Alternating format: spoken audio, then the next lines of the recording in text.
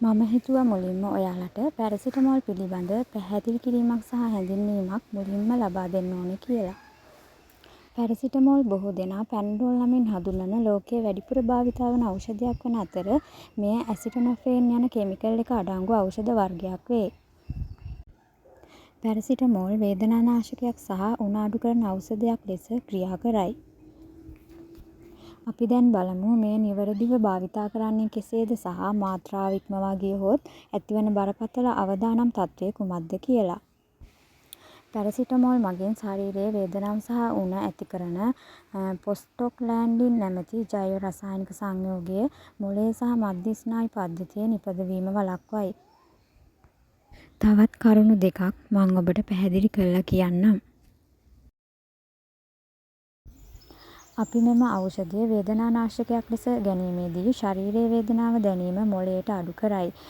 අනිත් කාරණේ තමා උණනාශකයක් ලෙස ගැනීමේදී මොළයේ උෂ්ණත්වය පාලනය කරන මධ්‍යස්ථානයට බලපා ශරීර උෂ්ණත්වය පහත හෙළයි. මෙම ඖෂධය පහත සඳහන් තත්ත්වයන් සඳහා සාමාන්‍යයෙන් භාවිතා වේ.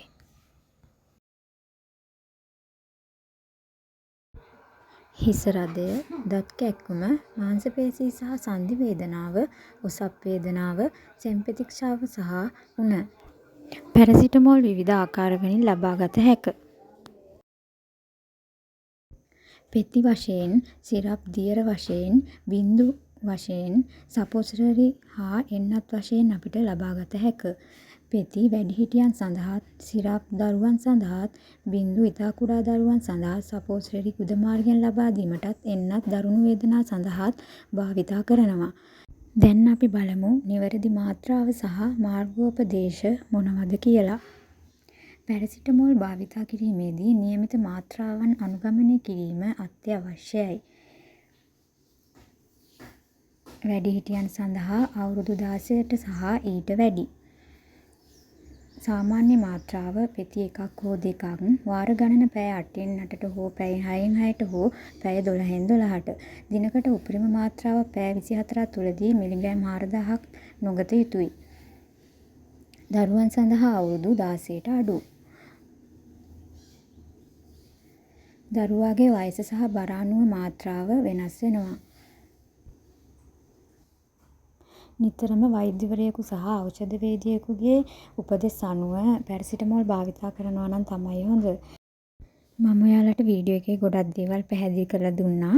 දැන් ඉතින් ඔයාලට වැදගත් කරුණු ටිකක් තමයි අරන් ඉන්නේ. ඒ කියන්නේ පැරසිටමෝල් පිළිබඳ අනතුරු වැගවීම් සහ ආරක්ෂිත පියවරවල් මොනවද කියලා මම ඔයාලට අරන් ආවා. ඊට අමතරව අතුරු ආබාධ මොනවද කියලාත් ඔයාලට මම ගෙනල්ලා තියෙනවා. පොඩ්ඩක් කියවලා බලලා තේරුම් අරගෙන පැරසිටමෝල් පිළිබඳ අවබෝධයක් ලබා ගයි කියලා මම හිතනවා. සාරාංශයක් වශයෙන් උත් මම ඔයාලට ගෙනල්ලා තියෙනවා. ඒකත් කියවලා බලලා පැරසිටමෝල් පිළිබඳ හොඳින් දැනුමක් ලබා ගන්න කියලා මම ඔයාලගෙන් ඉල්ලා සිටිනවා. එහෙනම් ආපහු වීඩියෝ එකකින් හමු වෙනතුරු ගිහිල්ලා එන්නම්. ඔයාලට සුබ දවසක්.